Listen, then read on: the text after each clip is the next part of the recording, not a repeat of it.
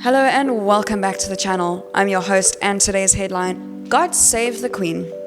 In a stunningly hard but gracefully crafted Megxit, Queen Elizabeth II signalled yesterday that she wasn't going to put up with any more nonsense from the Duke and Duchess of Sussex.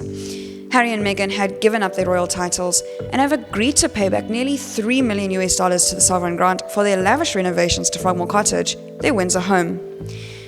It is my whole family's hope that today's agreement allows them to start building a happy and peaceful new life, said the Queen, in a pointed but incredibly elegant send-off of the two former royals hardly deserve. For the last few months, Harry and Meghan have behaved like two spoiled brats, with Meghan's irresistible ambitions laid before all to see. Reports emerged last week that she had secured unspecified voiceover work for Disney after Harry was filmed in July chatting up the network's top executive, Bob Iger, at the theatrical premiere in London. They have trademarked their Sussex royal brand to be able to sell clothing and other items. And then the high drama began with Meghan's own Oscar-worthy performance.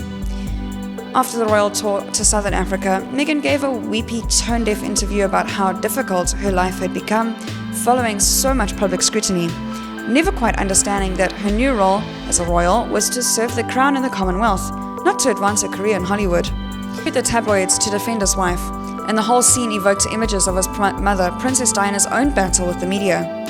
Meghan artfully made herself into a victim, and the couple went to self-imposed exile, skipping Christmas with the royal family and taking a 7-week vacation at a sprawling billionaire's mansion in Vancouver.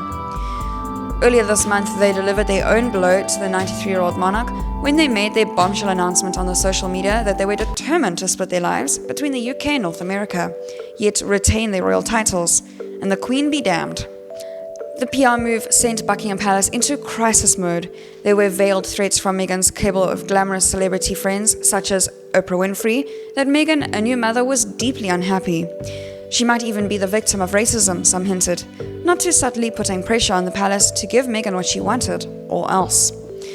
What Meghan wanted was to have her cake and eat it, and in pressuring the palace to allow family to live in Vancouver, it's only a 3-hour flight to LAX. After all, she unwittingly drove Canadians into near constitutional crisis.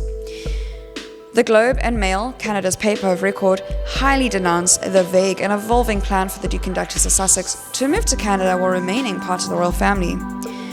It was never going to work in a country where royal titles and the idea that society is based on class were abolished after the First World War.